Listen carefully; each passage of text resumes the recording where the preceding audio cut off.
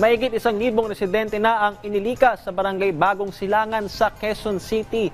Malawakang pagbaha kasi ang idinulot ng mga pag-ulang dulot ng bagyong Enteng at Habagat sa naturang barangay. Si Bien Manalo sa Detalye Live. Bien, kamusta na mga residente dyan? Patrick, sa ngayon ay nakararanas pa rin ng pag-ulan dito sa barangay Bagong Silangan sa Quezon City. Kahapon, Patrick, umabot ng hanggang 15 feet o katumbas yan ng gabahay na baha dahil sa mga pag-ulan dala ng bagyong Enteng at Habagat. Yung baha kasi, Patrick, ay mula doon sa tubig na umapaw sa Marikina River. Ang barangay Bagong Silangan kasi ay nasa boundary lamang ng Marikina at San Mateo, Rizal. Umabot sa mahigit 1,000 individual o katumbas ng higit 200 pamilya ang kasalukuyang nanunuluyan sa 3 evacuation center sa barangay Bagong Silangan sa Quezon City dahil sa malawakang pagbaha bunsod ng mga pag-ulang dala ng bagyong Enteng at Habagat.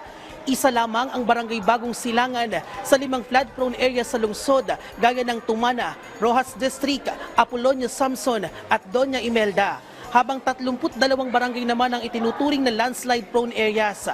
Sa kabuuan, umabot na sa mahigit 2,000 residente o katumbas ng halos 700 pamilya ang inilikas sa Quezon City. Pinakamarami dyan ay mula sa barangay Bagong Silangan na may mahigit 1,000 individual.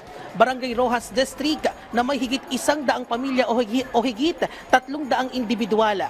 Barangay Tatalon na may higit 30 pamilya o halos 300 individual. Payatas na may halos 50 pamilya o katumbas ng halos 200 pamilya. At Barangay Holy Spirit na may higit 80 pamilya o katumbas ng higit 200 individual.